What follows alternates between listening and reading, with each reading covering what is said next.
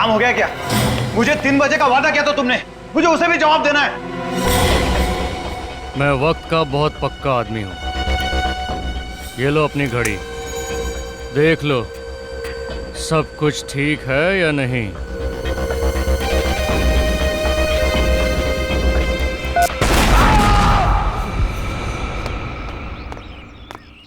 अरे भैया संभाल के, धीरे धीरे। देखो इसमें मेरी बहुत महंगी क्रॉकरी है, पढ़ो। ग्लास हैंडल विथ केयर, संभाल के लेके जाओ। चिंता मत कीजिए मैडम जी, कुछ नहीं टूटेगा। अरे चिंता कैसे ना करूं? इसमें से अगर एक भी सामान टूटा ना तो मैं तुमसे पैसे लूंगी। चलेगा। हाँ चलेगा, बात करने की तमीज नहीं है। अरे ये क्या है? मैंने आप लोगों से कहा था गाड़ी से सामान उतार कर सीधे अंदर ले जाना, यहाँ फैला दिया। चलिए टाइम मत वेस्ट करिए, ले जाइए अंदर। सारा सामान अंदर चाहिए मुझे, सीधे अंदर भाई। हाँ मेरी तो कुछ समझ में नहीं आ रहा है। अब क्या हुआ मिलानी? मुझे ऐसा लग रहा है कि इसमें कुछ सामान ज्यादा है। मिलानी तुम भी ना हमेशा परेशान रहती है, ये सारा सामान हमारा ही है। मगर ऐसा। चलो चलो अभी अंदर चलो, कमाल करती हो तुम भी।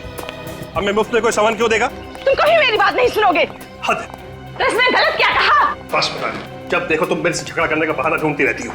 अब बहस बंद करो और ये सब सामान समेटो, जिसको जहाँ रखना रखो। हाँ हाँ मुझे पता है, मुझे ही सब करना है। ये उठाओ, वहाँ रखो। वहाँ रखो।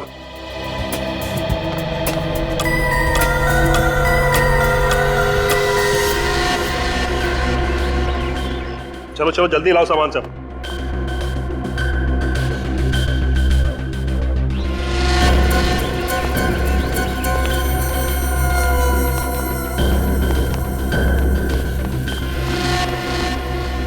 ठीक से खोला उसे।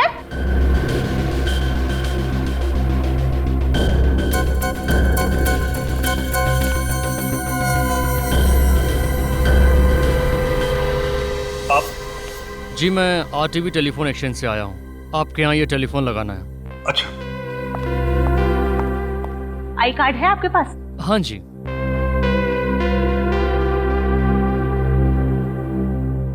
चलो छोड़ो, आप आइए मेरे साथ। टेलीफोन बेडरूम में लगाना, आइए। जी। अरे घड़ी क्या देख रही हो, काम करो जल्दी, इतना काम पड़ा है। मिलानी ये तो कह रहा है कि बेडरूम में टेलीफोन का कनेक्शन खराब हो गया, फोन यहीं हॉल में लगेगा। बेडरूम का कनेक्शन खराब है? जी मैडम। नहीं नहीं, हॉल में फोन मत लगाना। जब भी फोन बजेगा मुझे ही उठाना पड़ेगा। बेडरूम का कनेक्शन आज ही ठीक कर दो। माफ कीजिएगा मैडम, आज तो हो नहीं पाएगा। आपके घर के अलावा मुझे 2 और घरों में जाना है। अरे छोड़ो ना, तुम बिल्कुल फिक्र मत, फोन यहीं लग जाने दो। जब भी घंटी बजेगी मैं खुद आके उठाऊंगा। बस तुम उठाओगे? सुस्ती के पहाड़। जबान संभाल के बात करो मिलानी, जो मुंह में पक देती हो। जो तुम्हारे दिल में आए करो। हाँ। अरे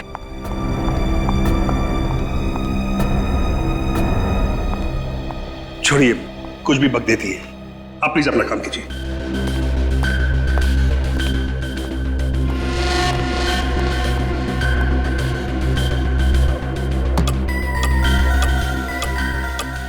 अब थोड़ा ही सामान बचा है, इसे कल सजाएंगे। जी। मिलानी तुम बिल्कुल फिक्र मत करो, हमारे पास वक्त ही वक्त है, आराम से सजा लेना। हाँ तुम तो बोलोगे ही, आखिर घर तो हमें ही सजाना है ना। तुम फिर से शुरू हो गई ना? क्यों, सच्ची बात कड़वी लगी? तुमसे तो बात करना ही बेकार है। हाँ, मैंने कहा ना, इनका कुछ नहीं हो सकता। रीमा, तुमने घर के सारे खिड़की दरवाजे बंद कर लिए ना? जी मैम साहब। ठीक है, तुम जाओ सो जाओ, मैं भी सो जाती हूँ। जी।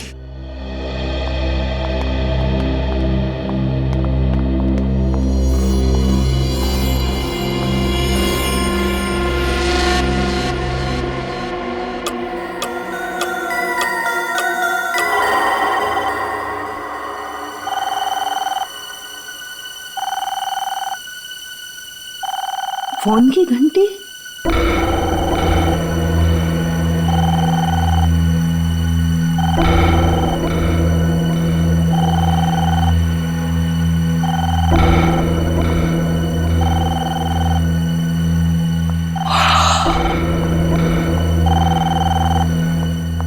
फोन लगाया ही नहीं कि फोन बजना शुरू। अभी तक तो पड़ोसियों से भी जान पहचान नहीं हुई। इतनी रात को किसका फोन हो सकता है? हेलो मिलानी, मिलानी ये क्या हो गया? सब खत्म हो गया। मिलानी, काश काश मैं गया होता वो फोन उठाने तो ये सब कुछ नहीं होता। मिलानी, तुम जैसी भी थी मेरी पत्नी थी। मिलानी, तुम मेरी पत्नी थी। कैसे हुए इसे? कुछ नहीं पता साहब। मैं और मिलानी बेडरूम में सो रहे थे, फिर अचानक फोन की घंटी बजी। मिलानी फोन उठाने गई, फिर अचानक जोर से धमाका हुआ। मेरी नींद खुली, भागता बाहर आया, तब तक सब कुछ खत्म हो चुका था। खत्म हो चुका था सब कुछ। आप उस वक्त बेडरूम में थे? जी हाँ। और आप कहाँ थी? मैं रसोई घर में थी साहब, मैं भी सो ही रही थी। फोन की घंटी सुनाई नहीं दी आपको? नहीं साहब। सही है, देखिए फोन की हालत देख के तो नहीं लगता कि फोन के अंदर बॉम्ब लगाया गया होगा। तो ये बॉम्ब किस चीज में रखा गया होगा?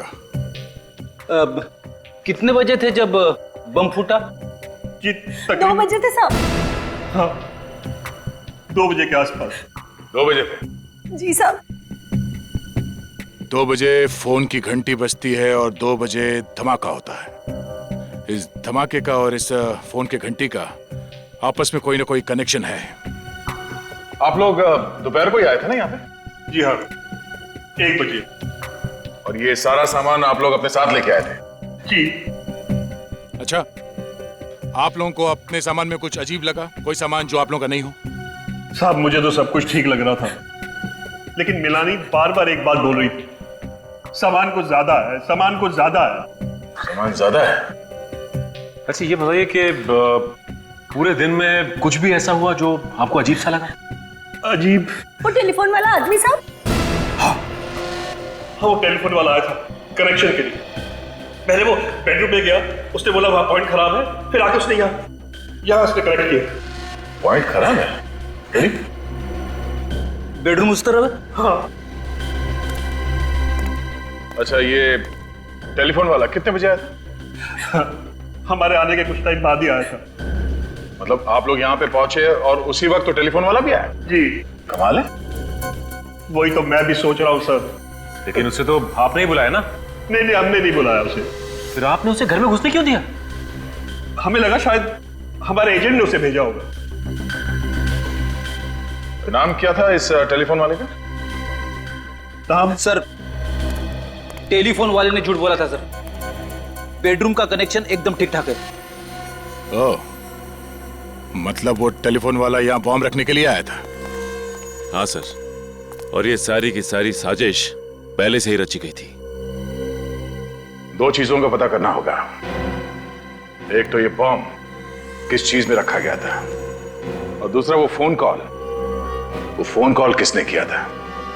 आप जरा अपने एजेंट का नाम और सेल नंबर दीजिए हमें। इस बार हम 3 महीने का किराया एक साथ ही लेंगे। यस, हम लोग सीआईडी से। जी कहिए, क्या मदद कर सकते हैं हम आपकी? रोजविला तुम लोगों ने किराए पर दिया है ना? रोजविला मड़ वाला? हाँ भाई, तुम दोनों ने ही किराए पे दिया था ना वो विला, प्रतीक और मिलानी को। हाँ, हमने ही किराए पे दिया था रोज विला, मगर प्रतीक और मिलानी को नहीं सर। अच्छा, एक मिनट, क्या कहा तुमने? प्रतीक और मिलानी को नहीं? नहीं सर। तुम लोगों ने ही दिया था ना 5 साल के किराए पर वो बंगला, वो रोज विला, प्रतीक और मिलानी को। ये कैसे हो सकता है सर? और कल रात उसी विला में बम फटने के कारण प्रतीक की बीवी मिलानी की मौत हो गई। क्या? ये क्या कह रहे हैं सर आप? सच्चाई यही है। हम पर विश्वास कीजिए सर, हमारे पास सारे रिकॉर्ड्स हैं। रोज विला तो हमने कानपुर में रहने वाले महंत और नताशा को किराए पे दिया था। महंत और नताशा को? हाँ सर। और सर, आप जिस प्रतीक और मिलानी की बात कर रहे हैं ना, उनको तो हमने मालवनी का लाल महल किराए पर दिया था। करण, तुमने क्या गड़बड़ी कर रखी यार? सारे पेपर्स तो तुमने ही बनवाए थे ना, अभी तुम ही जवाब दो। सर, मुझसे ही गलती हो गई शायद। दोनों लोग एक ही दिन मुंबई आ रहे थे और दोनों को घर लेने की इतनी जल्दी कि बंगलो देखे बगैर डील पक्की कर दी। बकवास मत करो, आजकल के जमाने में कोई प्रॉपर्टी देखे बिना डील करता है क्या? और इस केस में एक नहीं दो लोग, प्रतीक और महंत, बिना घर देखे वहां रहने चले जाएंगे। सर उन्होंने कहा कि वो किसी समस्या में उलझे हुए हैं, वो बंगला देखने नहीं आ सकते और अच्छा किराया भी देने के लिए तैयार थे, इसलिए हमने भी ज्यादा सवाल नहीं पूछे। सर इसीलिए कागजात बनाते वक्त मुझसे गलती हो गई और जल्दबाजी में बंगलों की अदला बदली हो गई। जल्दबाजी में बंगलों की अदला बदली हो गई। और वो बॉम्ब, रोज विला में जो बॉम्ब था, उसके बारे में क्या जानते हो? सर उस बम विस्फोट के बारे में हम कुछ नहीं जानते। ये रोज विला का असली मालिक कहाँ है? सर वो बेंगलोर में रहते हैं, वो पार्टी से मिले भी नहीं, उन्होंने पेपर साइन करके भिजवा दिए। ये कैसे समझौता है? बंगलों का मालिक किराएदार की जांच पड़ताल नहीं करता है, किराएदार बंगलो देखे बिना वहां रहने चला जाता है, ऐसा कभी होता है क्या? और एक बात बताओ, वो टेलीफोन वाला जो रोज विला में गया था, तुमने ही भेजा था उसे? नहीं सर। तो फिर किसने भेजा? सर रोजविला में तो टेलीफोन का लाइन हमने 15 दिन पहले शुरू कर दिया था, तो हम क्यों भेजेंगे टेलीफोन लाइन वाले को? तुम्हें कुछ नहीं मालूम है, सब पता चल जाएगा। सर ये रोज विला में महंत और नताशा रहने जाने वाले थे, तो इन लोगों से भी पूछताछ कर ही लेते हैं सर। हाँ मिलते हैं महंत और नताशा से, लेकिन अभिजीत पता लगाना पड़ेगा ये टेलीफोन वाला है कौन जो रोज विला में गया था। किस लिए गया था ये रोज विला में टेलीफोन वाला? राकेश ये कुल मिलाकर 50 डिफॉल्टर्स। एक काम करो, इन सब के पास एक आखिरी नोटिस भेजो और उसके बाद इनकी लाइन डिस्कनेक्ट कर दें। ठीक है सर।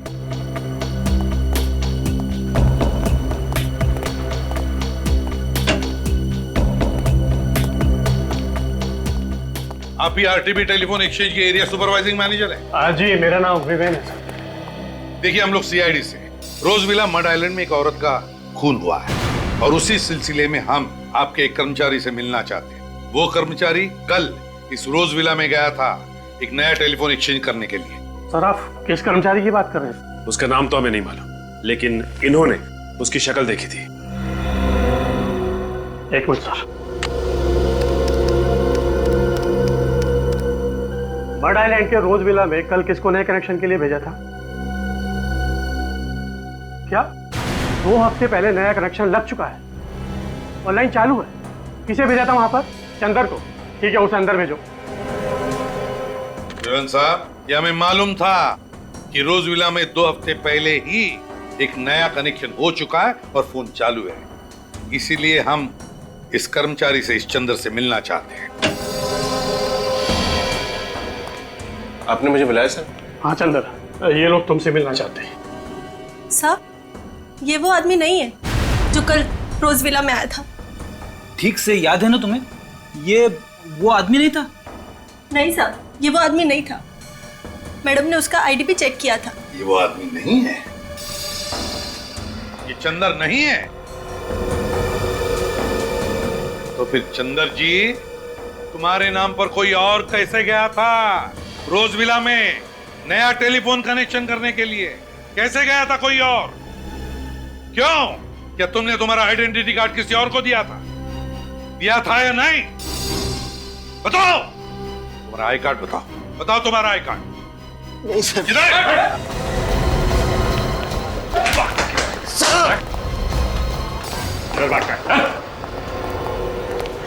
बताओ बताओ कौन गया था तुम्हारे नाम पर? कौन गया था चंदर बनकर? जल्दी बता।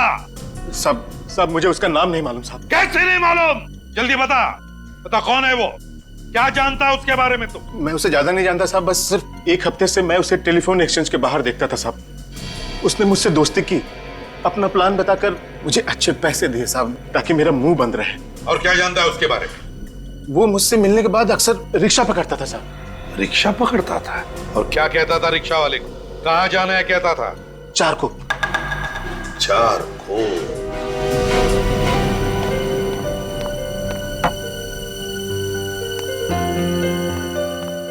साहब जी खाना लगा दिया है, खा लीजिए, ठंडा हो जाएगा। नताशा मैम साहब अभी तक उठी नहीं। अखबार पढ़ते पढ़ते समय का पता ही नहीं चला। और ये नताशा भी ना, उसकी नींद की गोलियां कम करनी पड़ेगी। वैसे भी नताशा मैम साहब ने तो अलार्म लगाया था ना। इस समय कौन है? आप? महंत और नताशा घर में है, हम लोग सीआईडी से हैं। सीआईडी? हाँ। कहिए, मैं ही महंत हूँ। देखिए रोज विला में जो वारदात हुई है उसके बारे में पूछताछ करने आए हम लोग। हाँ, अमित ने सब कुछ बताया मुझे उसके बारे में। स्टेट एजेंट अमित ने सब कुछ बताया? जी। आप जरा ये फोटो देखिए, इन दोनों में से किसी को जानते हैं आप?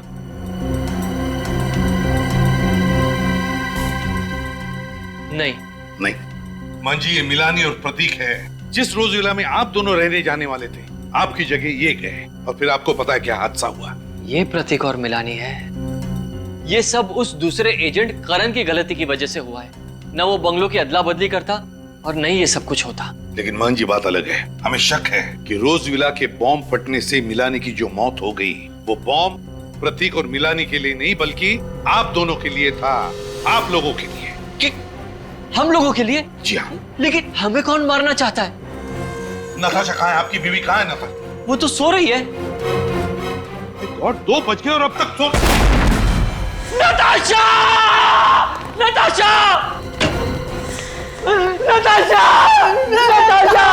नताशा! नताशा! छोड़ दीजिए मुझे, छोड़ दीजिए मुझे नताशा के पास जाना है। मान जी, थोड़ा आप नताशा के पास नहीं जा सकते। अगर आप गए तो कोई एविडेंस होगा तो नष्ट हो जाएगा। प्लीज, हम आपका दुख समझें। प्लीज सचिन, फ्रेडी, देखो जरा गौर से, अच्छी तरह से देखो क्या मिलता है। नताशा!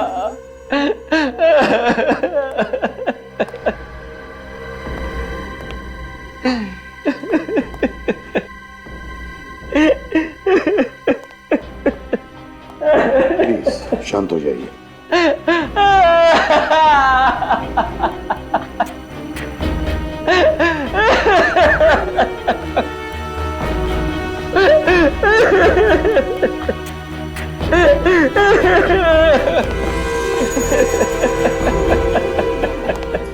सर, घड़ी के टुकड़े, अलग अलग घड़ियों के। इतने सारे घड़ियों के टुकड़े? मान जी, नताशा के कमरे में इतनी सारी घड़ियां कैसे?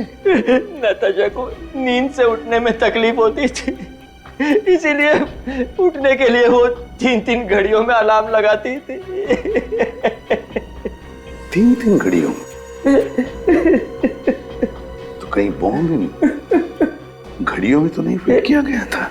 बात बताइए, क्या ये घड़ियां नताशा ने खरीदी थी? जी हाँ। कहाँ से खरीदी थी, आप बता सकते हैं? यही पास ही में एक दुकान है, नीड्स नाम की, वहीं से खरीदी थी। नीड्स? जरूर घड़ियों में कुछ गड़बड़ है। मिल गया। अरे साळुंखे, क्या पता चला? जरा हमें भी तो बता। अरे बॉस, सारा फर्नीचर इतना तहस नहस हो गया है कि मुझे फर्नीचर का एक एक टुकड़ा बहुत अच्छी तरह से चेक करना पड़ा, ये पता लगाने के लिए कि आखिर ये बॉम्ब बना किस केमिकल से। ये देखो, ये है उस केमिकल का कार्बन चेन। कौन सा केमिकल है ये? सेस्पेक्स टॉक्सिन। सेस्पेक्स टॉक्सिन? हाँ, वैसे तो और भी केमिकल्स मिले हैं मुझे, लेकिन ये सेस्पेक्स टॉक्सिन केमिकल सबसे ज्यादा मात्रा में मिला। अब बॉस, ये सेस्पेक्स टॉक्सिन सबसे ज्यादा इस घड़ी पर मिला है। इतना ही नहीं, इस घड़ी पर मुझे उस बॉम्ब के डेटोनेटर के अंश भी मिले। इस घड़ी के टुकड़ों पर से? इसका मतलब है कि बॉम्ब घड़ी के अंदर फिट किया गया था। सर, कहीं ये घड़ी भी उन सामानों में से तो नहीं जिसे मिनाली ज्यादा सामान कह रही थी? हो सकता है। फ्रेडी, सचिन, काम करो, ये घड़ी के जितने भी टुकड़े हैं इन्हें जोड़ने की कोशिश करो। अब समझ में आ रहा है सर। जैसे इस घड़ी में 2 बजे इस घड़ी के अंदर रखा गया बॉम्ब ट्रिगर हुआ और फट गया। सर, ये कोई इत्तेफाक नहीं है कि रात 2 बजे फोन की घंटी बजती है, मिलानी उस फोन को उठाने के लिए हॉल में आती है और उसी वक्त बॉम्ब फट जाता है। हाँ अभिजीत, एक बहुत बड़ी साजिश है ये। बस पता लगाना चाहिए कि ये फोन किया किसने था, किसने किया था फोन। सर, मुझे तो इस काम वाली बाई पे शक है सर। उस टाइम से कहा था कि ठीक 2 बजे धमाका हुआ था, मगर उसने कोई घड़ी नहीं पहन रखी थी, तो एग्जैक्टली धमाका कितने बजे हुआ उसे कैसे पता? इस काम वाली बाई से फिर से पूछताछ करनी पड़ेगी। लेकिन एक बात तो पक्की है कि बॉम्ब घड़ी में ही फिट किया गया था और जैसे ही घड़ी में रात के 2 बजे धमाका हो गया और मिलानी मर गई। एक बात और बॉस, ठीक ऐसा ही घड़ी वाला बॉम्ब सेम कॉम्पोजिशन का मुझे नताशा के घर के सामान में भी मिला है। और सर, इन दोनों बॉम्ब्स में से ये जो कीले, कांच और मेटल के टुकड़े मिले, ये तो किसी भी हार्डवेयर शॉप में से बड़ी आसानी से मिल सकते हैं। मतलब ये बॉम्ब देसी बॉम्ब है, क्रूड बॉम्ब? हाँ, ये क्रूड बॉम्ब ही है और इसे बनाने वाला जरूर कोई नौसिखिया होगा, लेकिन हाँ, उसे इंजीनियरिंग की बड़ी अच्छी जानकारी होगी, क्योंकि इसने घड़ी की सुई को ही बॉम्ब का ट्रिगर बना लिया। इंजीनियरिंग की जानकारी मतलब दोनों बॉम्ब एक ही तरीके से बनाए गए, एक ही तरीके से। पहला बॉम्ब फटा, मिलानी की मौत हो गई और बिल्कुल 24 घंटे के अंदर ही अंदर दूसरा घड़ी का बॉम्ब फटा और नताशा की मौत हो गई। लेकिन एक बात है, ये सब कुछ जो हुआ वो उस करण, उस स्टेट एजेंट की गलती की वजह से, उसकी गलती की वजह से घर की अदला बदली हो गई। मिलानी भूल से रोजविला मतलब नताशा के घर में पहुंच गई और नताशा मिलानी के घर में। इसका मतलब है कि खूनी ने बॉम्ब नताशा के लिए बनाया था, नताशा के लिए, मिलानी के लिए नहीं। और जब उसे पता चला कि नताशा जिंदा है तो ठीक वैसे ही बॉम्ब से उसने नताशा को भी मार दिया। तो ये देखिए, इस घड़ी के इस टुकड़े पे स्टिकर लगा हुआ है, लेकिन कुछ समझ में नहीं आ रहा कि क्या लिखा है इस पे। 1 मिनट में देखूं।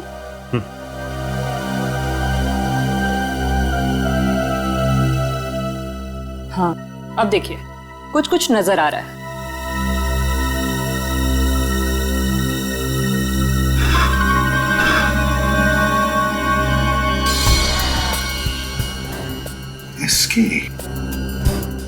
एसके, कैसा नाम है ये? एसके, कहीं ये कोई कंपनी तो नहीं जहां पर एक घड़ी बनी है, या फिर कोई दुकान जहां से ये घड़ी खरीदी गई है? ठीक से साफ सफाई करो। ये देखो कहां पे धब्बे लगे, पोंछो इसे। Excuse me. जी कहिए सर। जरा ये स्टिकर देख, एसके, ये आपकी दुकान का है? एसके, जी हाँ सर। सर ये स्टिकर तो मेरे दुकान का ही है सर। और तो और ये जो घड़ी का टुकड़ा है, इस घड़ी को तो मैंने पिछले हफ्ते ही बेचा था सर। आपकी इस घड़ी में एक हथियारे ने बॉम्ब फिट किया था और उस बॉम्ब के फटने से एक औरत की मौत हो गई। ये क्या कह रहे हैं सर आप? बिल्कुल ठीक कह रहे हैं। आपको याद है किसको बेची थी आपने ये घड़ी? हाँ सर, एक आदमी आया था सर इसे खरीदने के लिए। ये देखो, वो आदमी ये था। हाँ सर, ये तो वही आदमी है सर। अच्छा, इसका नाम पता कुछ मालूम है आपको? नहीं सर, ये तो नहीं पता। कुछ और बता सकते हैं इस आदमी के बारे में? हाँ सर, याद आ गया। घड़ी खरीदते वक्त वो किसी से फोन पे बात कर रहा था सर। किससे बात कर रहा था? सर ये तो पता नहीं। अच्छा, आपने उसकी बातें सुनी? क्या कह रहा था, कुछ याद है? वो चारकोप के बारे में कह रहा था। चारकोप? सर इस चंदर ने भी तुम्हें बताया था कि टेलीफोन एक्सचेंज के बाहर जो आदमी उससे मिलने आता था, वो भी रिक्शा वाले से चारकोप भी चलने के लिए कहता था। चलो चारकोप चलते हैं, शायद ये आदमी हमें वहीं पे मिलेगा।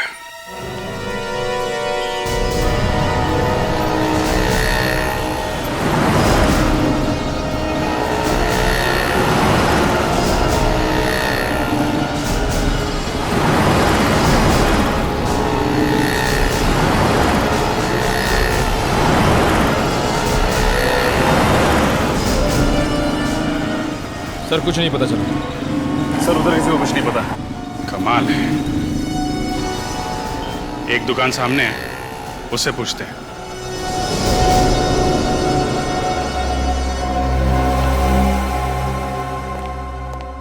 आप लोगों को क्या चाहिए साहब? हमारे सेठ बाहर गए हुए हैं। बाहर गए? जी साहब। कोई बात नहीं। आप जरा ये स्केच देखो। इस आदमी को देखा यहाँ आसपास? ये तो हमारे सेठ की तरह लग रहा है साहब। ये हमारे सेठ ही हैं। ये तो इनके सेठ निकले। खुद की इतनी बड़ी दुकान है। क्या नाम है तुम्हारे सेठ का? मकरंद साहब। मकरंद? जी साहब। निखिल, जरा वो टुकड़ा दिखाना इन्हें। ये देखिए।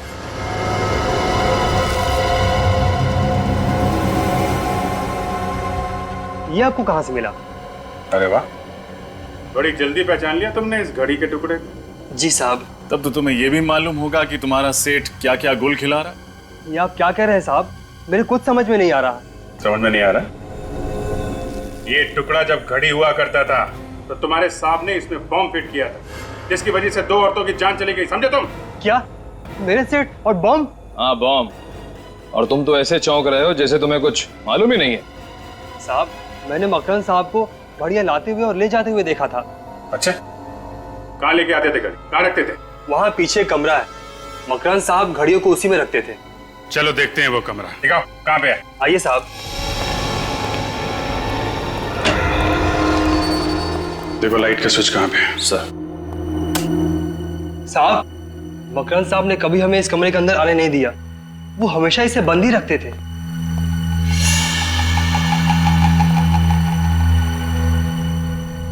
My God.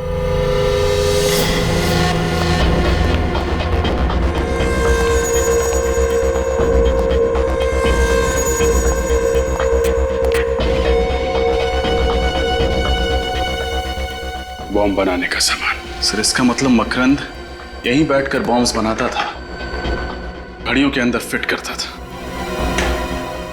क्या ये सब? यहाँ इतना सब कुछ चल रहा था और तुम लोगों को कुछ पता नहीं चला?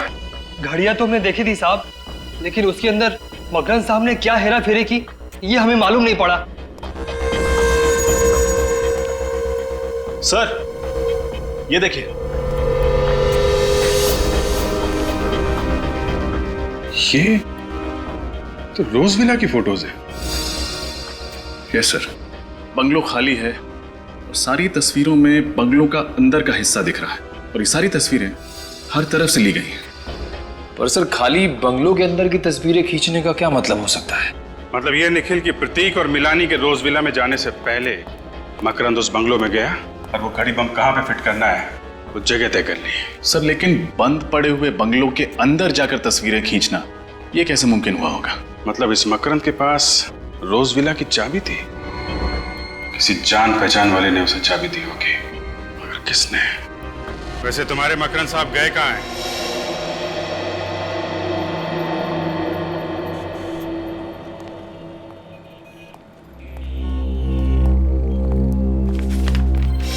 ये आप ही की दुकान का बिल है? जी सर, ये बिल मेरी ही दुकान का है। तो फिर इस पर जो 3 घड़ियां बेची गई है नताशा को, वो किसने बेची? शायद सोहन ने ये घड़ियां बेची थी सर। तो बुलाओ इस सोहन को। वो आज काम पे नहीं आया सर। काम पे नहीं आया? क्यों? देखिए ना, परसों ही उसे काम पे रखा था और कल से गायब है। परसों काम पे रखा, परसों उसने घड़ियां बेची और कल से काम पे नहीं आ रहा है। कमाल है सर। लेकिन सर, जो घड़ियां नताशा जी को उसने बेची थी वो हमारे स्टॉक में थी ही नहीं। क्या मतलब है आपका? वो घड़ियां सर, घड़ियां। मैंने उसे पूछा भी कि वो घड़ियां कहाँ से लाया, तो उसने बताया कि हमारे स्टॉक में ही पड़ी थी। अगर तुम्हारे स्टॉक में नहीं थी तो फिर तुमने माना कैसे? अब सर, नताशा जी को वो पसंद आ गई थी, माल बिक रहा था, पैसे आ रहे थे, तो मैंने बहस नहीं की। तुम्हारी इस लापरवाही की वजह से क्या हुआ मालूम है? नताशा की मौत हो गई। Sorry sir. सॉरी अभिजीत, ये सोहन जानता था कि नताशा यहीं पर आएगी इसी दुकान में, तो 3 घड़ियां खरीदने के लिए, इसलिए इस सोहन ने ये घड़ियां बॉम्ब फिट करवा के बाहर से ले ली और यहाँ ला करके उसे बेच दी। मतलब सब कुछ पहले से ही तय था? हाँ, सब कुछ पहले से ही प्लान था। सोहन का पता है तुम्हारे पास? जी सर, उसने जिस नंबर से मुझे फोन किया था वो नंबर मेरे मोबाइल में होगा। नंबर दो जरा। जी, 03622 91919। 919? जी सब क्या हुआ? ये नंबर तो स्टेट एजेंट करण का है। करण का? हाँ सर, उस दिन जब हम लोग ऑफिस में गए थे तो मैंने उससे नंबर ले लिया था। लगाओ इसे, देखते हैं।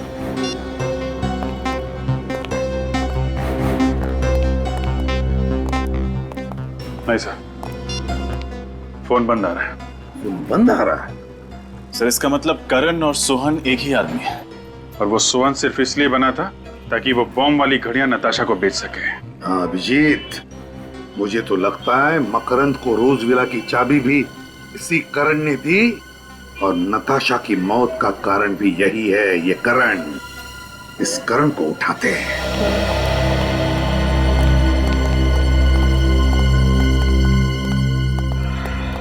आप लोग? करण कहाँ है? आपको मालूम नहीं सर? क्या मालूम नहीं? करण की आज सुबह ही मौत हो गई। क्या? करण की मौत हो गई आज सुबह? कैसे? एक्सीडेंट, ट्रक ने उसे उड़ा दिया। वो हॉस्पिटल तक भी नहीं पहुंच पाया बेचारा। एक्सीडेंट या खून? क्यों एक्सीडेंट या खून? अभिजीत, मुझे तो यही लगता है ये एक्सीडेंट नहीं खून है। खूनी को पता चल गया कि हम करण को उठाकर उससे सच उगलवा लेंगे, तो उसने उसका खेल ही तमाम कर दिया। अच्छा ये बताओ, ये जो बंगलो आपस में बदले थे, ये गलती सिर्फ करण की थी या फिर? नहीं सर, वो सिर्फ करण की वजह से हुई थी। फिर भी तुम कुछ जानते हो, हमें पता है। क्या जानते हो बताओ जल्दी। देखो घबराओ मत, सच सच बताओ तो तुम्हें कुछ नहीं होगा, कोई कुछ नहीं करेगा तुम्हें। बताओ क्या जानते हो? देखिए सर, वो पिछले 2 दिन से काफी डरा हुआ है। उसके मन में कोई राज था। राज? कैसा राज? वो राज बताने से पहले उसकी मौत हो गई। क्या जानता था ये करण जिसकी वजह से उसकी मौत हो गई? करण के घर की तलाशी लेते हैं सर। सर वो इतना डरा हुआ था कि 2 दिन से ऑफिस में ही सो रहा था। क्या? 2 दिनों से वो ऑफिस में ही सो रहा था? वो घर गया ही नहीं? घर गया ही नहीं। करण 2 दिनों से घर गया ही? ये क्या है अभिजीत? पिछली बार जब हम यहाँ आए थे तब तो ये पेंटिंग नहीं थी, है ना? हाँ सर, ये 2 दिन पहले ही खरीदी है। किसने? करण ने। 2 दिन पहले करण ने ये पेंटिंग खरीदी? 2 दिन पहले? है ना बड़ी अजीब बात। एक आदमी जिसके सिर पर मौत मंडरा रही है, जो 2 दिन से डर के मारे अपने घर नहीं जाता लेकिन ऑफिस में सोता है, वो आदमी 2 दिन पहले ये पेंटिंग खरीदता है। क्यों क्यों खरीदता है ये पेंटिंग? है अच्छी है पेंटिंग, लेकिन है क्या इसमें जो करण ने इसे खरीदी? खोलकर देखे क्या?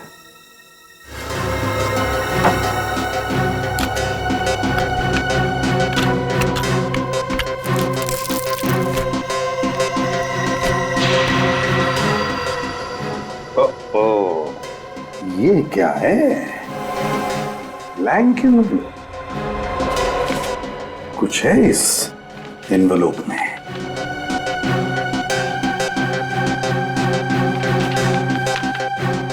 माय गॉड, तो ये है वो राज जो करण जानता था और जिसकी वजह से उसकी जान चली गई, जिसकी वजह से नताशा का खून हुआ और जिसकी वजह से मिलानी मर गई।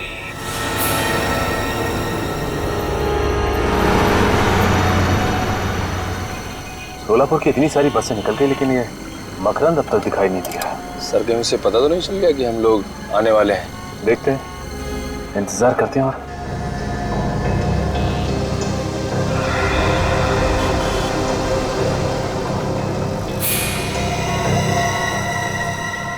वो देखो निकल, चश्मे वाले के बगल में वो आदमी बिल्कुल मकरंद जैसा लग रहा है।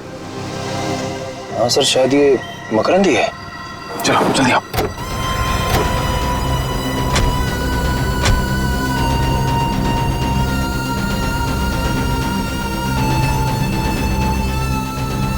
मिस्टर मकरंद। कौन हो तुम लोग और मेरा नाम कैसे जानते हो? मकरंद बाबू, हम लोग सीआईडी से। सीआईडी? अगर आप लोग सीआईडी से हैं तो मैं इसमें क्या कर सकता हूँ? कुछ नहीं, हम ही करेंगे जो करना है। वैसे आपको याद होगा कि नताशा मिला नहीं और घड़ी बॉम्ब। ओह, तो आप लोगों को सब पता चल गया। लेकिन आप लोग मेरा कुछ बिगाड़ नहीं सकते, क्योंकि आप लोगों के पास मेरे खिलाफ कोई सबूत नहीं है। सबूत है मकरंद, सबूत है। करण मरने से पहले तुम्हारी काली करतूतों का चिट्ठा एक कागज पे लिख कर गया था, और वो कागज का टुकड़ा हमारे पास है, सीआईडी के पास। अब चुपचाप अपना जुर्म कबूल कर लो, वरना भागता किधर है?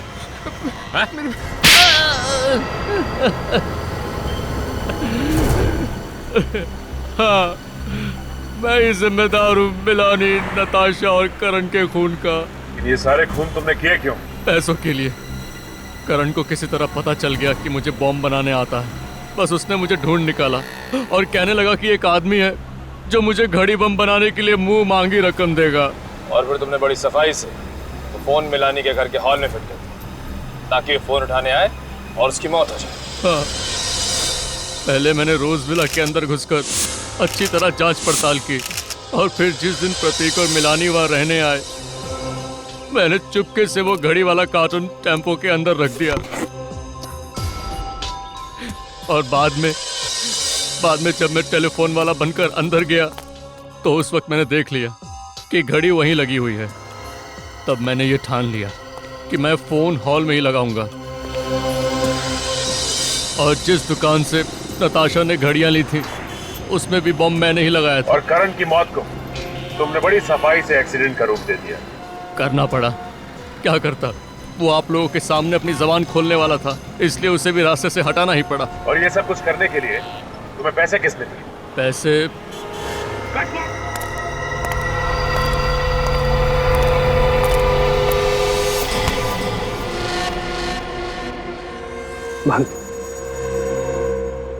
सारा प्लान चौपट हो गया है। सीआईडी ने पूरा खेल बिगाड़ कर रख दिया है। लेकिन मैंने अपना वादा पूरा किया। मैंने भी अपना वादा पूरा किया। आज के बाद हम लोग भूल जाएंगे कि हम लोग एक दूसरे को कभी जानते भी थे। ये लो, अलविदा। प्रतीक, नहीं, बैग को हाथ मत लगाओ। पीछे हटो, बैग खोलना नहीं, पीछे हटो। संभाल के।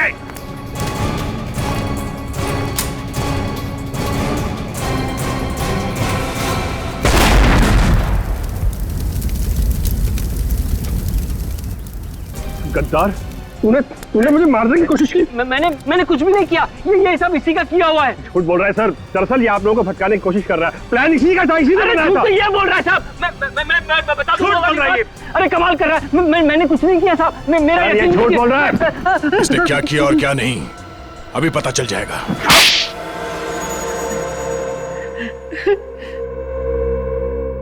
अब 3 मिनटों में तुम्हारी कहानी हम सुनाएंगे।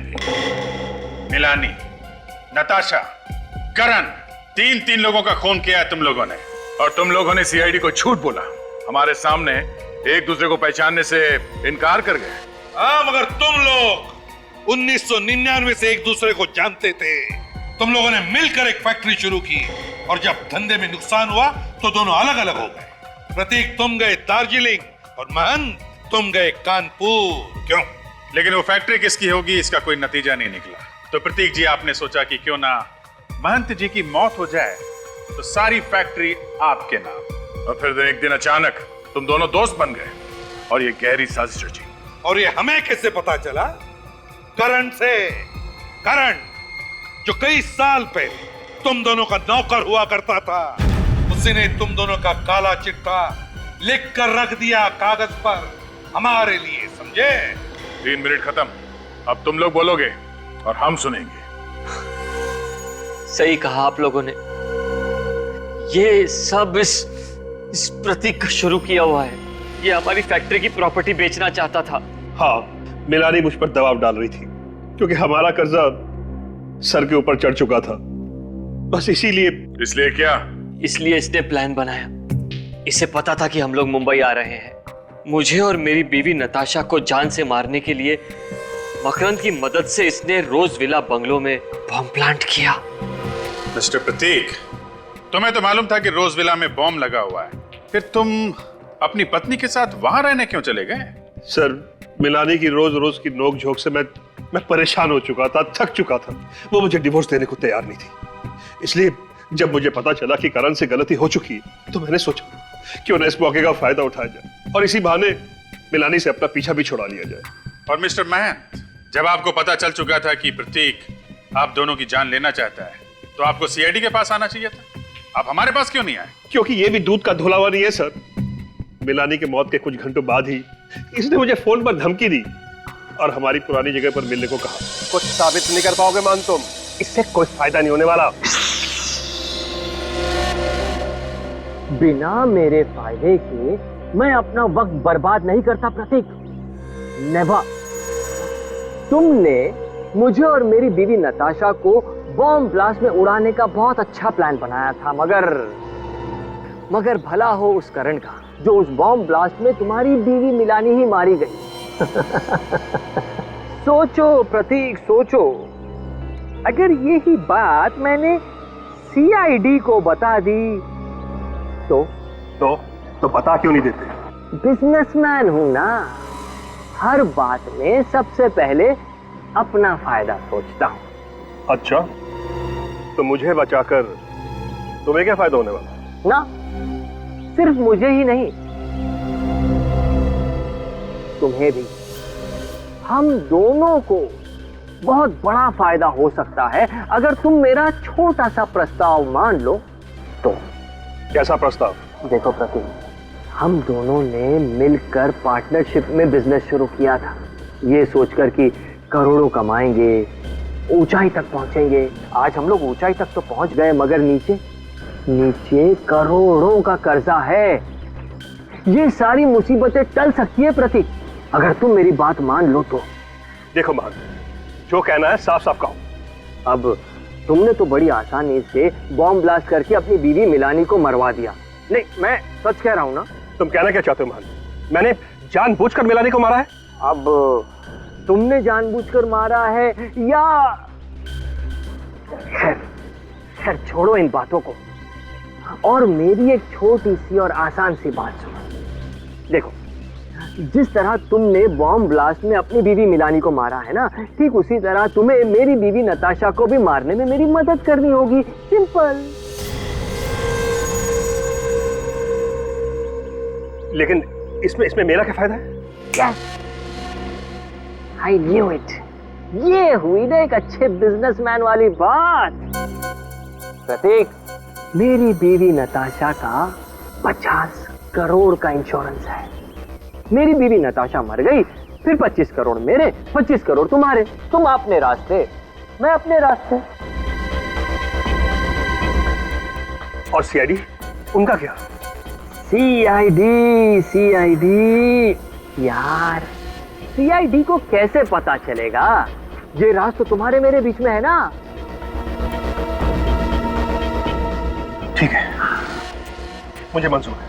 Good, very good. 24 घंटे का टाइम देता हूं। पैसा मेरा, दिमाग तुम्हारा। डन। 24 घंटे। और फिर मैंने मकरंद को फोन किया। बम बनाना मेरा खुफिया पेशा है।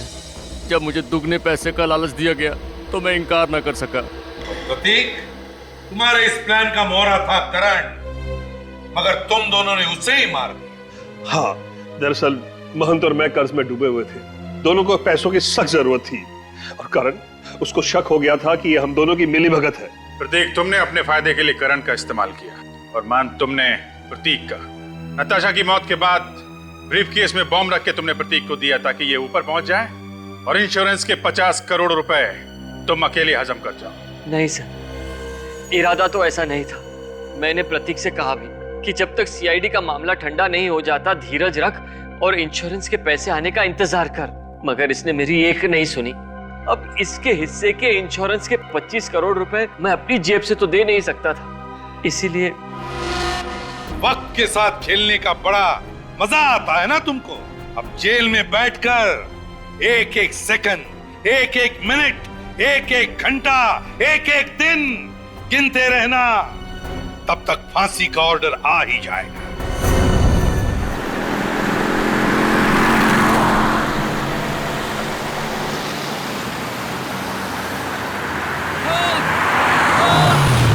सुनो, अब क्या हुआ?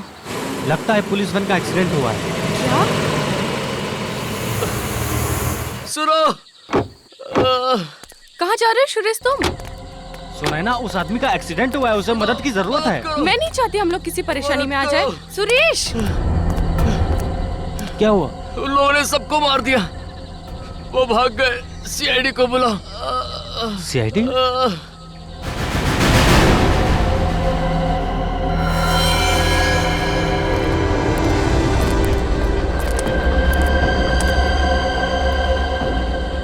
चुका है सर।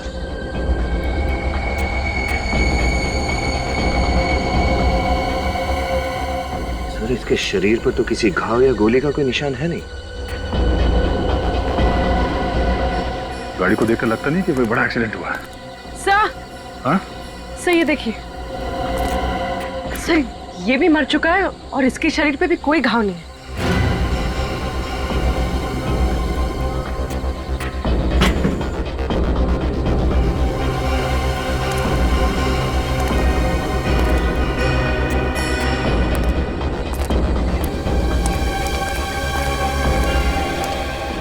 जब तुम लोग यहाँ पहुंचे तो क्या देखा आप लोगों ने? सर हम लोग कोल्हापुर जा रहे थे, रास्ते में वैन खड़ी दिखी तो मुझे लगा शायद इसका एक्सीडेंट हुआ होगा। तभी हमारी नज़र उस गार्ड पे पड़ी जो मदद मांग रहा था। फिर जब उसके पास गए तो सर उसने बस इतना ही कहा, वो लोग हम सबको मार के भाग गए हैं, सीआईडी को बुलाओ। यहाँ आसपास किसी को देखा? No sir. सर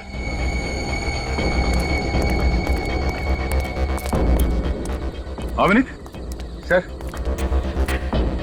यहाँ से दिखाई दे रहा है 2 लोग और पड़े हुए हैं अंदर।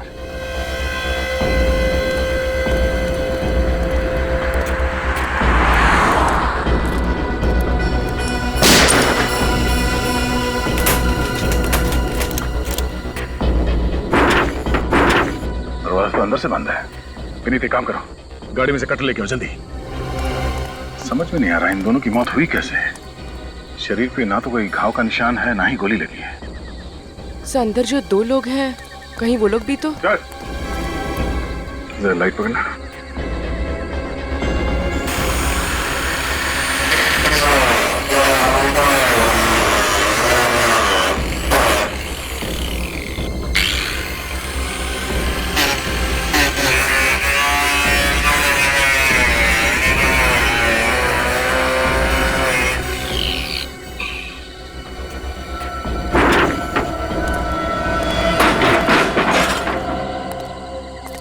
ये भी मर चुका है। मर चुका है? Cartridge pouch?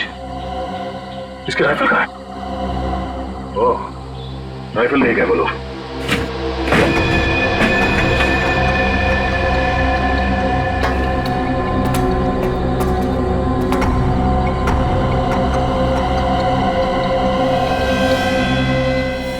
सर ये भी मर चुका है।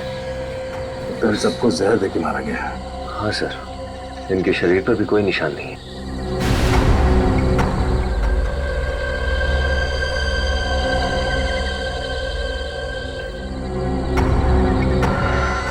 सर ये देखिए 2 हैंडकफ्स। तो यहाँ पे 2 कैदी थे। लेकिन सर ये दरवाजा अंदर से भी बंद था और बाहर से भी। ये लोग भागे कैसे होंगे? सर हाँ बोलो। ये देखिए गेट पास मिला है, आज की तारीख का, कोल्हापुर जेल से इशू है। महेश 209345 और ये जीवन 110279। मतलब ये 2 कैदी हैं कोल्हापुर जेल।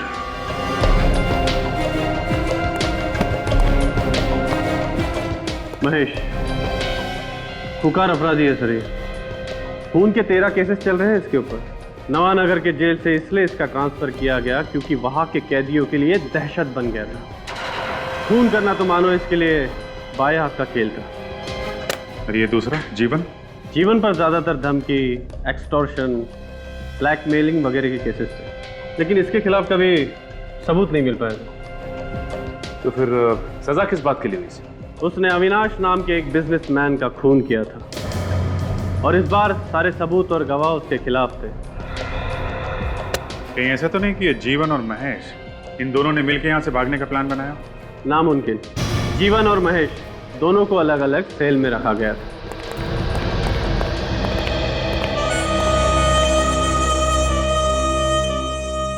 ये मानिक है जो महेश के साथ जेल में था और ये विधान जो जीवन के साथ जेल में था। मानिक, महेश के बारे में कुछ बता सकते हो? क्या बताऊं साहब, वो बातें बहुत कम करता था, हाथ ज्यादा चलाता था, अपना मुंह बंद रखने में भलाई था। और उसके गुस्से के डर के आगे कोई भी आमने सामने भटकता भी नहीं था साहब। और तुम जीवन को कितने सालों से जानते हो? साहब अपन उसको 3 साल से जानता है और साहब वो हमेशा एक ही बात बोलता था कि उसने अविनाश को नहीं मारा। आज जब हाई कोर्ट के लिए जीवन जा रहा था तो तुमसे कोई बातचीत हुई थी? कुछ बोला था उसने तुमसे? हाँ साहब, वो बहुत खुश था साहब और बोल रहा था कि अब जेल से छूट जाएगा। हाईकोर्ट ने ऑर्डर किया है कि उसे 3 दिन बाद रिहा कर दिया जाए। हाँ? 3 दिन में छूटने वाला था? सर जो कैदी 3 दिन के बाद जेल से आजाद होने वाला था वो जेल से भागने का प्लान क्यों बनाएगा? हो सकता है ये प्लान महेश का हो। सर महेश जीवन को अपने साथ क्यों ले जाएगा? कुछ बात तो होगी। अच्छा ये महेश, इससे मिलने कोई आता था यहाँ पे? हाँ, एक आदमी आता था, उसके बियर बार का मैनेजर। बियर बार का मैनेजर? हम लोग सीआईडी से हैं। 1 मिनट में यह पता चलना चाहिए कि महेश यहाँ कब आया और 2 मिनट में यह पता चलना चाहिए कि महेश कहाँ छुपा है। महेश? 2 मिनट हो चुके हैं। महेश तो कोल्हापुर जेल में बंद है। बिना सोडा पानी के ये बताने वाला नहीं है। दे दें क्या सर? विनीत, अंदर जाके चेक करो, कोई गोडाउन वोडाउन होगा। दारू के ड्रम से चेक करो।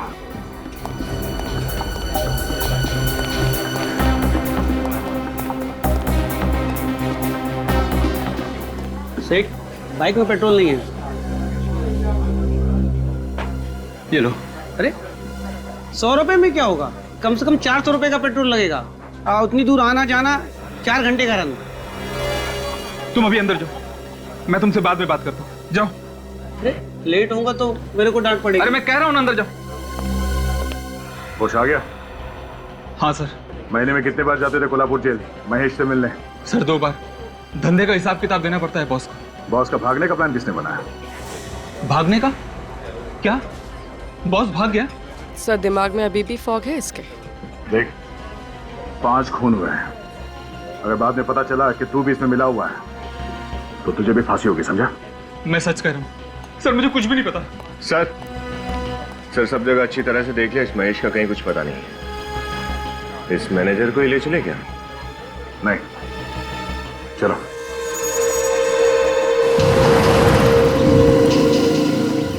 उस मैनेजर को पता है कि महेश और जीवन कहाँ छुपे हैं। लेकिन सर फिर आपने छोड़ क्यों दिया उसे? छोड़ दिया क्योंकि वो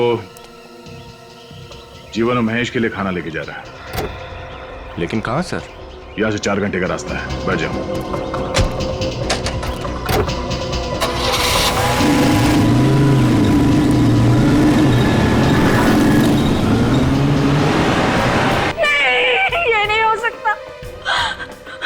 उन्होंने मुझसे वादा किया था कि वो सारे बुरे काम छोड़ देंगे, वो एक अच्छे बाप बन के दिखाएंगे। अभी तो हमारी जिंदगी की शुरुआत हो रही, ये सब क्या हो गया? क्या हुआ? ये लोग कह रहे हैं कि जीवन जेल से भाग गया। क्या? हाँ, और वो भी 5 लोगों को मार के। पर जीजाजी तो सोमवार को जेल से रिहा होने वाले थे, फिर वो ऐसा क्यों करेंगे? और आप? सर मैं तो बस एक स्टेट एजेंट हूँ सर। मैं तो इन कागजात पर आशा जी के दस्तखत लेने आया हूँ सर।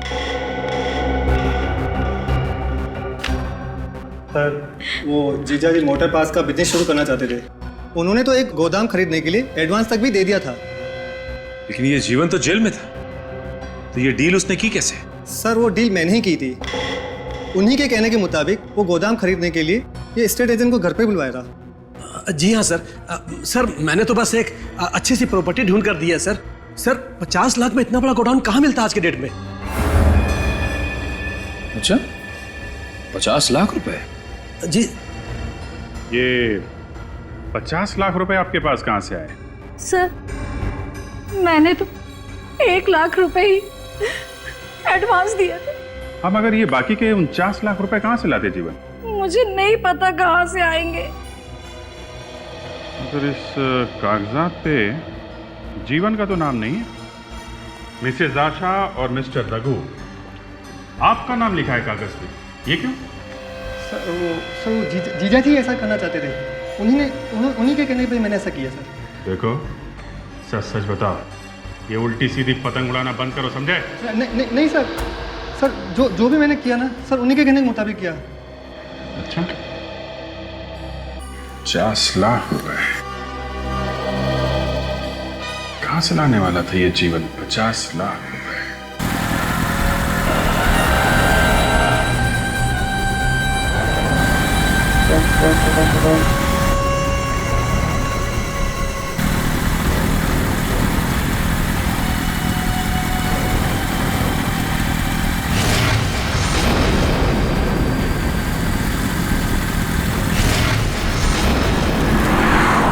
वही रास्ता है ना जहाँ पे पुलिस वैन मिली?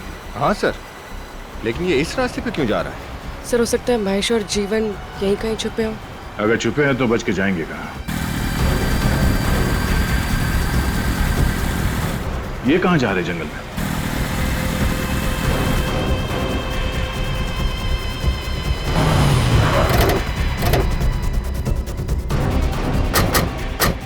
सर यहाँ तो गाड़ी अंदर नहीं जा सकती। गाड़ी अंदर नहीं जा सकती, हम तो जा सकते हैं।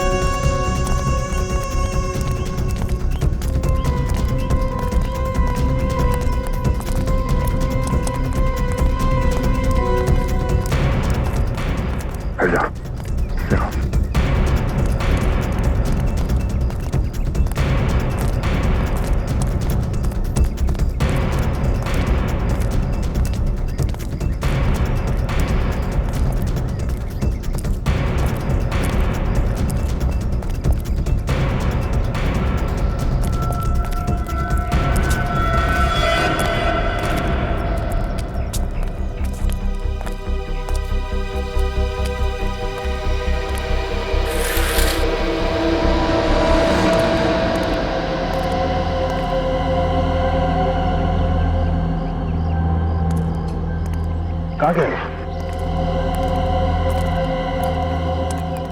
सर ये देखिए सर, खून?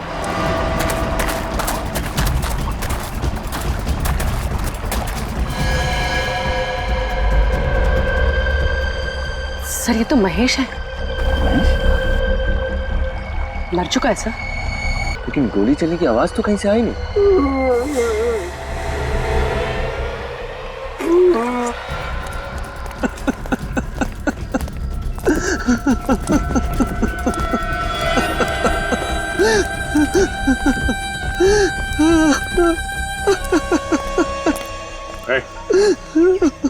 महेश को गोली किसने मारी?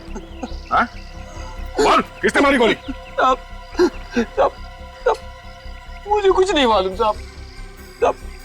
मुझे तो यहाँ जीवन साहब और महेश साहब के लिए खाना और कपड़े लेके आया था साहब। तुम जब यहाँ पे आए तो महेश जिंदा था? हाँ साहब, वो जिंदा थे साहब। और जीवन का? वो यहाँ नहीं थे साहब। हाँ?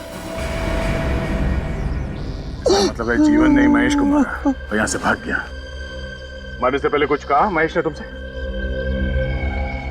हाँ साहब, महेश साहब कह रहे थे कि उनका जेल से भागने का कोई इरादा नहीं था, लेकिन जब जीवन साहब पुलिस वैन से भागे तो वो भी साथ में भाग लिए। इसका मतलब है पुलिस वैन से भागने का प्लान इस जीवन का ही था। सर जब 3 दिन बाद जीवन जेल से रिहा होने वाला था तो उसे भागने की क्या जरूरत थी? हाँ, और उसने महेश को मारा क्यों?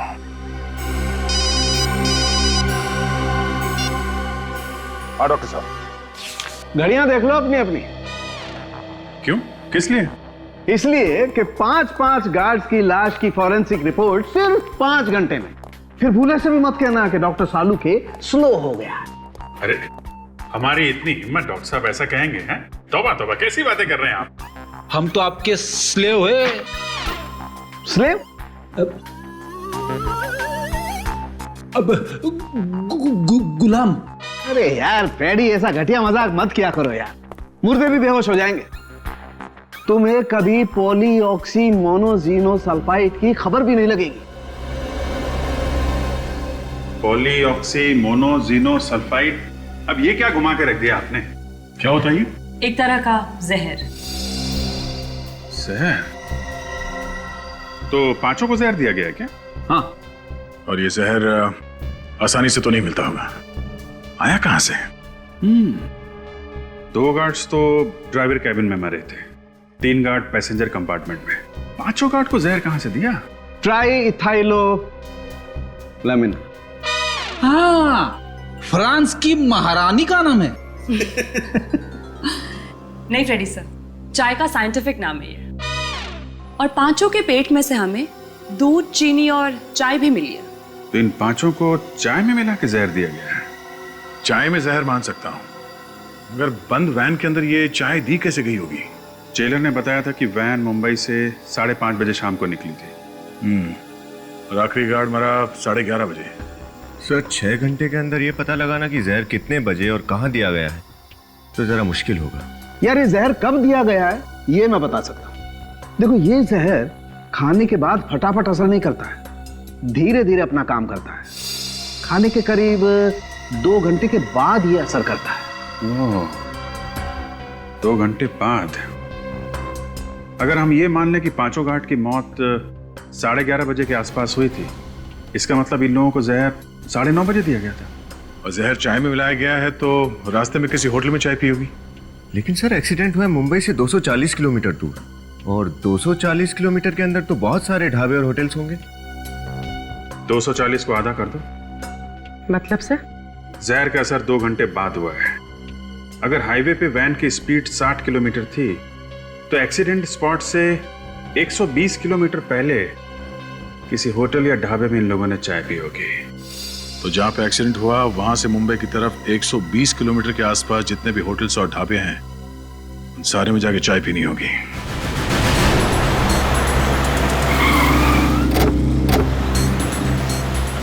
सर मैं और चाय नहीं पी सकती सर। सर मैं 24 कप पी चुकी हूँ। कोई भी तुम टेंशन मत लो, इस बार चाय हम दोनों पी लेंगे। भाई साहब हम लोग सीआईडी से हैं, कुछ पूछताछ करनी है आपसे। जी पूछिए, क्या पूछना है? आप आइए हमारे साथ। अच्छा ये बताइए कि कल रात यहाँ पे कोई पुलिस की वैन आई थी क्या? हाँ? साहब ये ढाबा है, या तो सुबह से शाम तक न जाने कितनी गाड़ियां आती हैं। अब कौन आया कौन गया ये बता पाना बहुत मुश्किल है। साहब मैंने देखा है साहब। हाँ साहब मैंने देखा है, कल यहाँ पर एक पुलिस की वैन आई थी साहब। कितने बजे? ये कोई 9, 9:30 बजे की बात है मैडम। अच्छा ये वैन कहाँ पे खड़ी हुई थी? साहब उस जगह पर खड़ी थी वैन। वहाँ पे खड़ी थी? जी साहब। अच्छा ये बताओ कि उस वैन में किसी ने चाय पी थी क्या?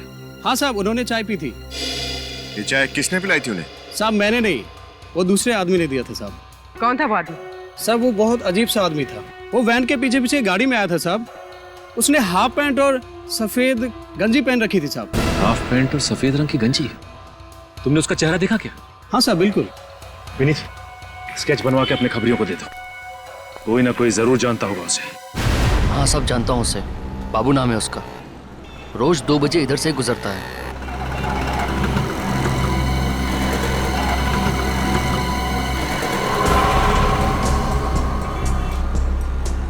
2:15 बज गए सर, आया क्यों नहीं अब तक ये? सर वो रहा बाबू।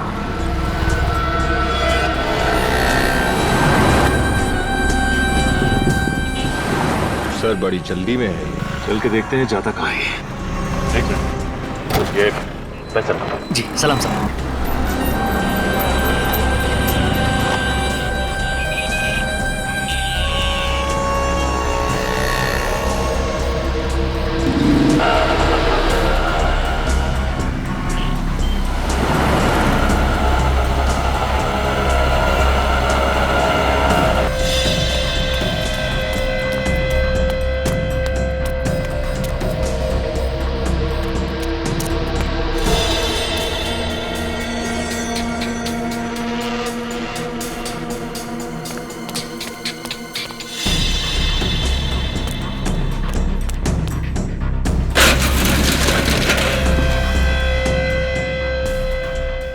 237B, ये गोडाउन तो पहचाना सा लग रहा है।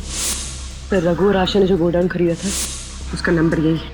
ओह, चल के देखते हैं।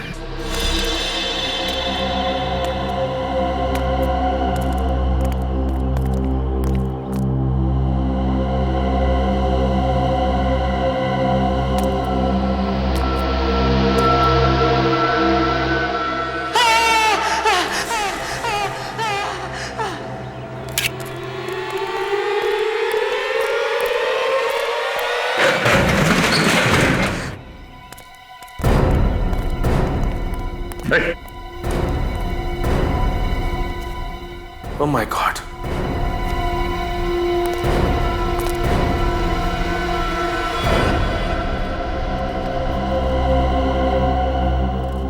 ये तो मर चुका है। पलटो जरा। सर ये तो जीवन है।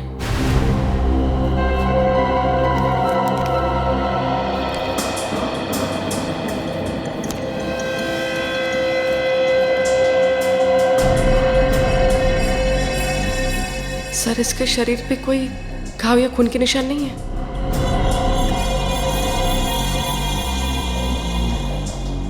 इसका मतलब इसे भी जहर से मारा है, जैसे उन 5 गार्ड्स को जहर से मारा था। ये बताओ कि जीवन को मारा किसने? मुझे कुछ नहीं पता साहब, मैं तो यहाँ पैसे लेने आया था। पैसे? कैसे पैसे? जीवन ने मुझसे वादा किया था कि मैं उसकी पुलिस वैन से भगाने में मदद करूं तो वो मुझे 2 लाख रुपए देगा। तुम जीवन को कब से जानते थे? जीवन मेरा दोस्त था साहब। जब उसे कोर्ट ले जा रहे थे तो उसने चुपके से एक चिट्ठी नीचे गिरा दी। जब मैंने उस चिट्ठी को पढ़ा तो उसमें लिखा था कि मैं इस गोडाउन में आऊं, और जब मैं इस गोडाउन में आया तो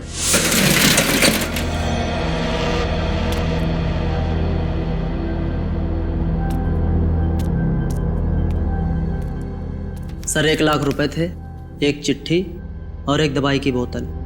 चिट्ठी तुम्हें गोडाउन से मिली थी, उसमें क्या लिखा था? उसमें लिखा था कि मैंने अगर जीवन की बात मान ली तो वो मुझे 2 लाख रुपए और देगा। क्या करने को कहा गया था तुमसे? उसने कहा था कि मैं पुलिस वैन का पीछा करूं, और वो कहीं पर भी अगर चाय पीने के लिए रुकें तो मैं किसी भी तरह से उनकी चाय में वो दवा मिला दूं।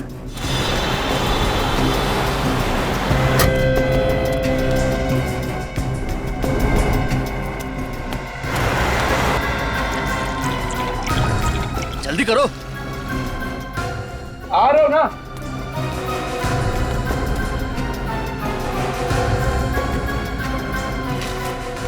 साहब, गर्मा गर्म चाय लीजिए साहब।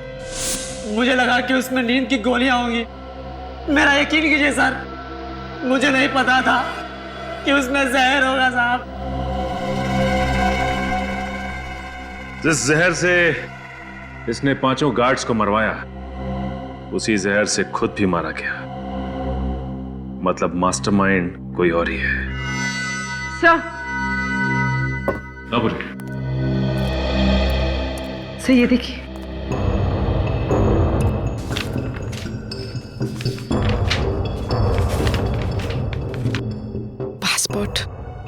पासपोर्ट?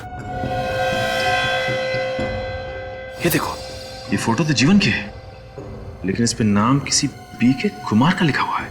मतलब ये जीवन किसी जाली नाम से हिंदुस्तान से भागने की फिराक में था। हाँ, लेकिन कहाँ? इस पे तो किसी भी देश का कोई वीजा नहीं लगा हुआ है। सर ये 2 लाख रुपए और इस पे किसी बैंक ऑफ महानगर का स्टैंप लगा है। 6 मई 2006। मतलब ये पैसे आज से 6 साल पहले बैंक से निकाले गए थे। और आज से 6 साल पहले ही जीवन ने अविनाश का खून किया था। कोई तो वजह होगी जो उसने आपके पति का खून किया। क्या पता? आपको पता नहीं कि वजह क्या है, तो फिर आप ये कैसे कह सकती है कि अविनाश का खून जीवन ने किया? और वो भी ये बात 6 साल पुरानी है। 6 साल पहले मैंने खुद उसे अपने पति को धमकी देते हुए देखा था, मेरी आंखों के सामने। लेकिन कोर्ट ने तो उसे छोड़ दिया था। हाँ, छोड़ दिया। झूठे गवाह जो पेश कर दिए थे उसने। एक के बाद एक आदमी कोर्ट में आते गया और कहते गया कि उस दिन जीवन शहर में था ही नहीं। मिस्टर राजेश, आपको भी लगता है कि जीवन ने ही अविनाश का खून किया है? हाँ, उसी ने मारा अविनाश भैया को। कोई सबूत है आपके पास? अविनाश भैया ने मुझे खुद बताया कि जीवन उसे धमकी पे धमकी दिए जा रहा है, पैसे दे नहीं तो मार दूंगा। तो पैसे दिए अविनाश ने? नहीं सर। सर वो पैसे जो हमें जीवन की लाश के पास से मिले वो?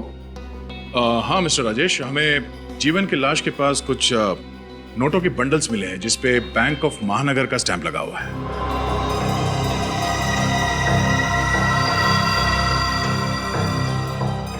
बैंक ऑफ महानगर? हाँ, बैंक ऑफ महानगर।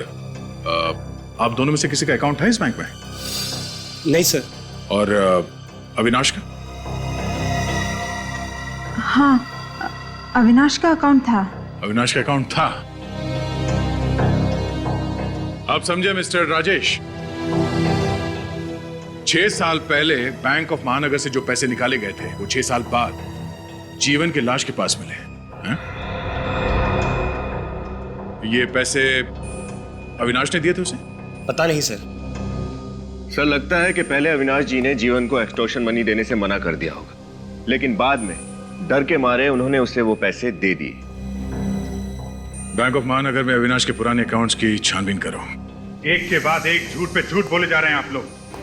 सब मालूम था आप लोगों को कब जीवन जेल से भागेगा, कब जाके उस गोडाउन में छुपेगा। 2 लाख रुपए मिले उस गोडाउन से तो 6 साल पहले बैंक से निकाले गए थे।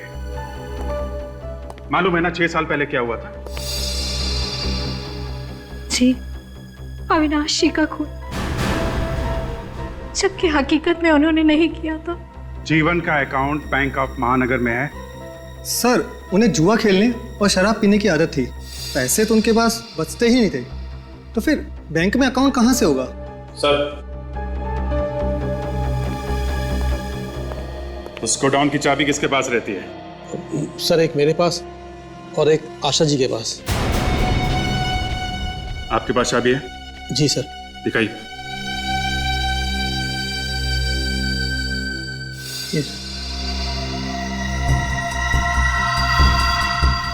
आप भी अपनी चाबी दिखाइए। जी।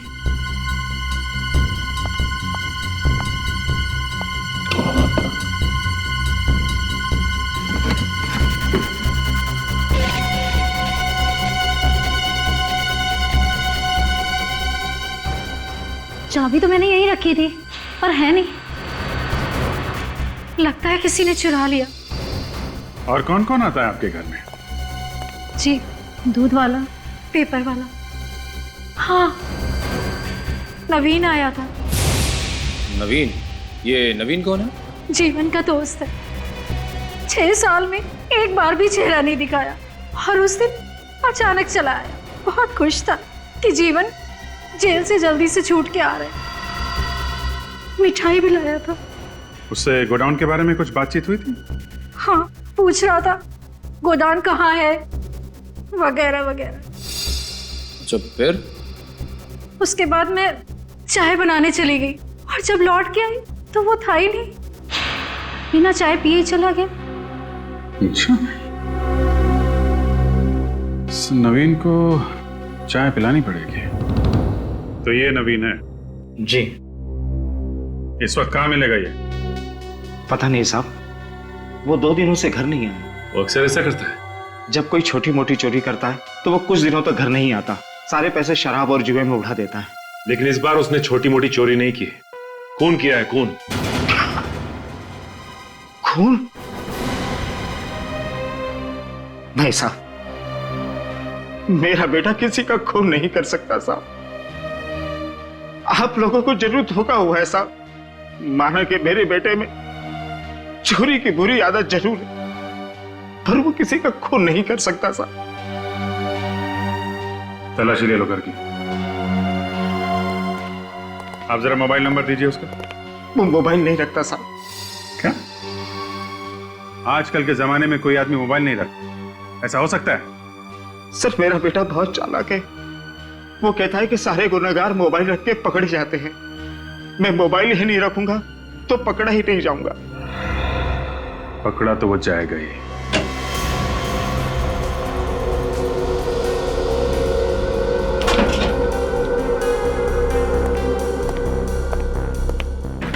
कुछ मिला? नहीं सर, कुछ खास तो नहीं। कपड़े लेते हैं और कुछ पुरानी टिकटें हैं फिल्म की। नहीं सर, कुछ आदमी नहीं। अच्छा,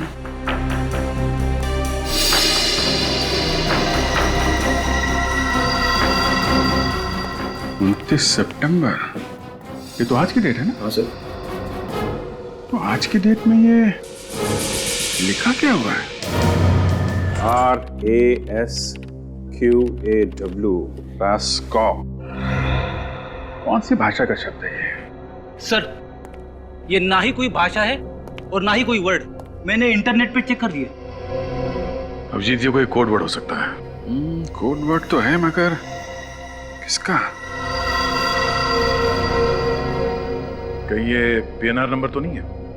ऐसे ही अलग अलग अक्षरों का PNR नंबर बनता है। PNR जो ट्रेन टिकट और रेलवे टिकट पे होता है। मतलब नवीन ट्रेन पकड़ के शहर छोड़ के भागने के चक्कर में, या फिर प्लेन पकड़ के देश छोड़ने का चक्कर में? ठीक कह रहे हो दया, ये नवीन प्लेन पकड़ के भागने वाला था, क्योंकि ट्रेन का PNR 10 नंबर्स का होता है और प्लेन का PNR 6 नंबर का, RASQAW, 6 डिजिट। और ये 29 सितंबर आज ही की तारीख पे बुकिंग की गई है। रेडी, जरा पता करो किस एयरलाइन से ये टिकट बुक किया गया है और कहाँ का। Yes sir. सर, अविनाश के अकाउंट्स के बारे में पता कर लिया है। हाँ सर, अविनाश ने अपने अकाउंट से 6 साल पहले 6 मई 2006 को अपने अकाउंट से 5 लाख रुपए विड्रॉ किए थे। ये जो नोट हमें गोडाउन से मिले थे उससे मैच करते हैं? हाँ सर, लेकिन एक बात है जो हमें पता नहीं थी। अविनाश ने उस दौरान बैंक से बहुत सारे पैसे निकाले थे, करीब 5 करोड़ रुपए। 5 करोड़ रुपए? Yes sir. इतनी बड़ी रकम क्यों निकालेंगे वो? एक्सटॉर्शन, ब्लैकमेल, कुछ भी हो सकता है। अगर जीवन ने अविनाश से पैसे लिए थे तो उसने जेल जाने से पहले ये पैसे कहीं छुपा दिए होंगे और उस जगह के बारे में इस नवीन को पता चल गया होगा और इसीलिए उसने जीवन का खून कर दिया। मगर घूम फिर के बात फिर वहीं पहुंच जा रही है दया कि अगर जीवन 3 दिन के बाद जेल से छूटने वाला था तो ये सब करने की जरूरत क्या थी? सर, PNR नंबर से पता चला है कि कंफर्ट एयरलाइन से आज के लिए ही एक टिकट बुक करवाई गई थी, रिपब्लिक ऑफ मांझीविया के लिए, और इस पैसेंजर के बिना ही फ्लाइट उड़ान भर चुकी है। मतलब ये नवीन एयरपोर्ट पहुंचा नहीं? नवीन नहीं सर, मिस्टर BK कुमार। ये देखिए, टिकट मिस्टर BK कुमार के नाम से बुक करवाई गई थी। BK कुमार? एक मिनट विनीत, जो गोडाउन में हमें पासपोर्ट मिला था लेके आओ। पर मांझीविया है क्यों? क्योंकि यही एक ऐसा देश है जहाँ पे वीजा का झंझट नहीं होता और उन लोगों का स्वागत करते हैं जिनके पास बहुत सारे पैसे होते हैं। BK कुमार और जीवन। इसका मतलब है कि नवीन नहीं बल्कि ये जीवन ही BK कुमार बन के रिपब्लिक ऑफ मंजीविया जाने वाला था और जीवन के पास 5 करोड़ रुपए थे। और सर, इतनी बड़ी रकम वो अपने साथ लेके नहीं जा सकता था। बैंक से भी ट्रांसफर नहीं करा सकता था। हवाला से भेजे होंगे। करेक्ट, हवाला। अपने खबरियों से पता करते हैं कौन कौन लोग हैं जो रिपब्लिक ऑफ मंजीविया के लिए हवाला का काम करते हैं। मिस्टर मनीष, जीवन ने रिपब्लिक ऑफ मंजीविया में हवाला से किसको पैसे भेजे थे? जीवन, रिपब्लिक ऑफ मंजीविया? सर, मैं एक फाइनेंस कंसल्टेंट हूँ, लोगों को इन्वेस्टमेंट करने के लीगल एडवाइस देता हूँ। ये हवाला जैसा काम मैं नहीं करता सर। अच्छा, ठीक है। विनीत, इन्हें भी अपने साथ ले लो। Yes sir. लेकिन आप चलो। लेकिन कहाँ लेके जा रहे हैं सर? वहीं जा तुम्हारे जैसे और 6 फाइनेंस कंसल्टेंट्स को रखा है हमने हवालात में। जब 3rd डिग्री का टॉर्चर होता है ना तो अच्छे अच्छे सच बोलने लगते। चलो। नहीं, ओके, मैं बताता हूँ सर, ये तो यही बोलना चाहते हैं। अच्छा, बोलो। दरअसल सर, पैसा अभी ट्रांसफर हुआ ही नहीं है। क्यों? क्योंकि जीवन पैसा लेकर आया ही नहीं। आता भी कहां से? जीवन का खून हो चुका है। खून? हाँ। नहीं सर, जीवन का खून नहीं हो सकता है। उसने खुद मुझे मैसेज दिया है कि वो थोड़ा लेट आएगा और शाम को 5 बजे तक मुझे पैसा दे देगा।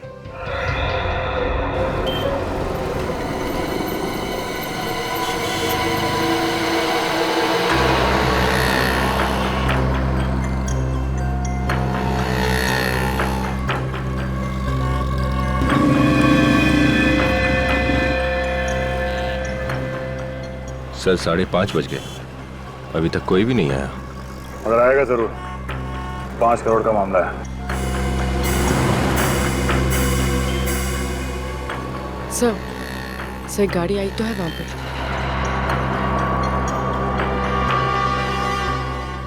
सर उसमें से कोई उतर क्यों नहीं रहा है?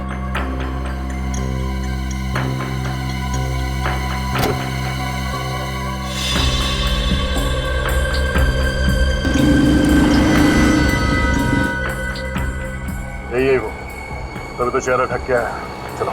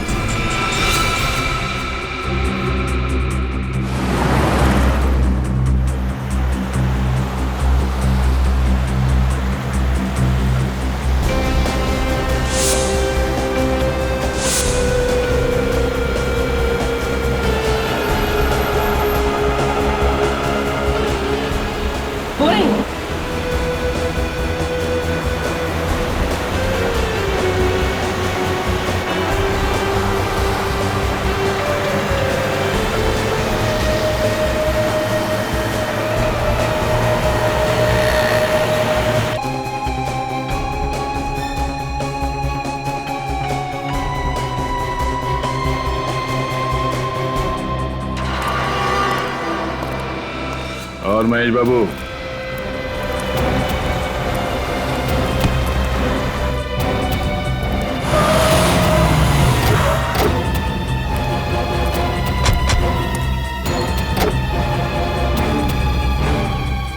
तुम छोड़ दो, मैंने कुछ छोड़ दो। हाँ? बहुत भाग गया तो। ये सब मेरा प्लान था। अविनाश का खून, जीवन का जेल से भागना और फिर जीवन का भी खून। लेकिन तुमने अपने पति अविनाश के साथ ऐसा धोखा क्यों किया? क्योंकि मेरे पति ने मुझे धोखा दिया था। वो किसी और लड़की के चक्कर में पड़ गया था। वो दोनों सारे पैसे लेकर हमेशा के लिए इंडिया से भाग जाना चाहते थे, नई जिंदगी शुरू कर देना चाहते थे। मेरे पति ने मुझे धोखा दिया था सर। मैं बिल्कुल अकेले पड़ गई थी, बिल्कुल टूट गई थी। जीवन जैसे क्रिमिनल से तुम्हारी जान पहचान कैसे हुई? उस रात हमारी एनिवर्सरी थी। अविनाश ने मुझे डिनर पर ले जाने का वादा किया था, मगर अचानक उसने वो प्लान कैंसिल कर दिया अपनी नई गर्लफ्रेंड की वजह से। इसलिए मैं अकेले ही नाइट क्लब के शोर शराबे में अपना गम भुलाने चली गई।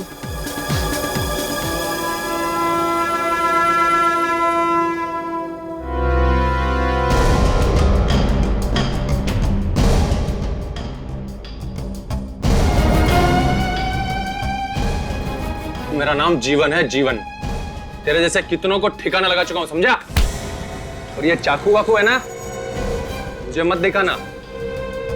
तेरा चाकू लेके तेरे पेट में डाल दूंगा। पकड़ इसे, चल यहाँ, निकल। म्यूजिक चालू कर रहे। वो हमारी पहली मुलाकात थी और कुछ ही दिनों में जीवन मुझे पागलों की तरह चाहने लगा। अविनाश से बदला लेने के लिए मैंने उसका इस्तेमाल किया, उससे प्यार का नाटक किया। और उसी प्यार में तुमने जीवन से कहा कि वो अविनाश का खून कर दे? नहीं, जीवन ने खुद कहा था कि वो अविनाश को रास्ते से हटा देगा, और उसे ये भी पता चल गया था कि अविनाश ने वो 5 करोड़ कहाँ छुपा के रखे थे। उन 5 करोड़ रुपए का किया क्या उसने? जीवन ने मुझे कभी नहीं बताया कि उसने वो पैसे कहाँ छुपाए थे। उसने बस मुझे इतना ही कहा कि अगर मैं वफादार रही, उसके जेल से रिहा होने तक का इंतजार किया, तो हम दोनों शादी कर लेंगे और इन पैसों से ऐश करेंगे। और तुमने उसकी बात मान ली? हाँ। सब कुछ तुम्हारे हिसाब से ही चल रहा था, तो फिर जीवन को मारने की साजिश क्यों रची तुमने? जीवन के जेल जाने के बाद मुझे अशोक से प्यार हो गया था। अशोक और मैं एक दूसरे से शादी करना चाहते थे। मुझे डर था कि जीवन की रिहाई के बाद अगर उसे मेरी बेवफाई के बारे में पता चल गया तो, इसलिए हमने सोचा कि जीवन के रिहा होने के पहले अगर वो जेल से भागने की कोशिश करे तो पुलिस उसकी खोज में रहेगी। जीवन को हमेशा पुलिस के डर से छुप कर रहना पड़ेगा और हमें जीवन से कोई खतरा नहीं रहेगा।